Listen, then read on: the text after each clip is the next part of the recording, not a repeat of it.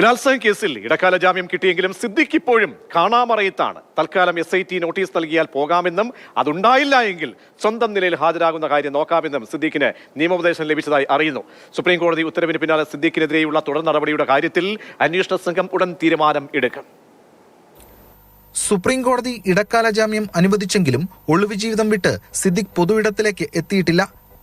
തിരുവനന്തപുരത്ത് അന്വേഷണ സംഘത്തിന് മുന്നിലേക്ക് താരം വരുമെന്ന സൂചനകൾ ഉണ്ടായിരുന്നെങ്കിലും ഉടൻ ഇല്ലെന്നാണ് അറിവ്. അന്വേഷണ സംഘം നോട്ടീസ് നൽകുമോ എന്ന് കാക്കാനാണ് അഭിഭാഷകരുടെ നിർദ്ദേശം.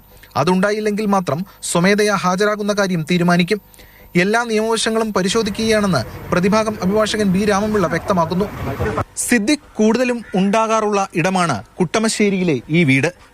കഴിഞ്ഞ ഒരാഴ്ചയായി ഒളിവിലുള്ള താരം പക്ഷേ സുപ്രീം കോടതിയിൽ നിന്നും താൽക്കാലിക ആശ്വാസം ലഭിച്ചെങ്കിലും ഇവിടേക്ക് മടങ്ങി വന്നിട്ടില്ല.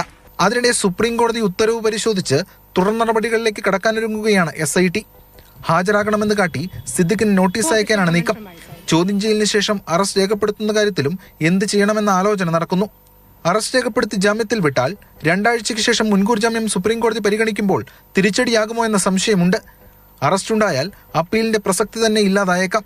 അതിനാൽ ചോദ്യം ചെയ്ത് വിട്ടയക്കുന്ന കാര്യവും പരിഗണനയിലുണ്ട്. എന്നാൽ അറസ്റ്റ് ചെയ്യാമെന്നും സുപ്രീം കോടതി ജാമ്യം നിഷേധിച്ചാൽ പിന്നീട് കസ്റ്റഡിയിൽ വാങ്ങി തുടർ നടപടി സ്വീകരിക്കാമെന്നും അഭിപ്രായമുണ്ട്. എന്തായാലും വിശദമായ നിയമോപദേശത്തിന് ശേഷമാകും വിഷയത്തിൽ SIT മുന്നോട്ട് നീങ്ങുക. നേരത്തെ ഹൈക്കോടതി ജാമ്യം നിഷേധിച്ചപ്പോൾ സിദ്ദിഖിന് ഒളിവിൽ പോകാൻ അവസരമൊരുക്കിയെന്നതിൽ പോലീസ് വലിയ വിമർശനം നേരിട്ടിരുന്നു. അതിനാൽ ഇനി ഓരോ ചുവടും കരുതലോടെ നീങ്ങാനാണ് നിർദ്ദേശം.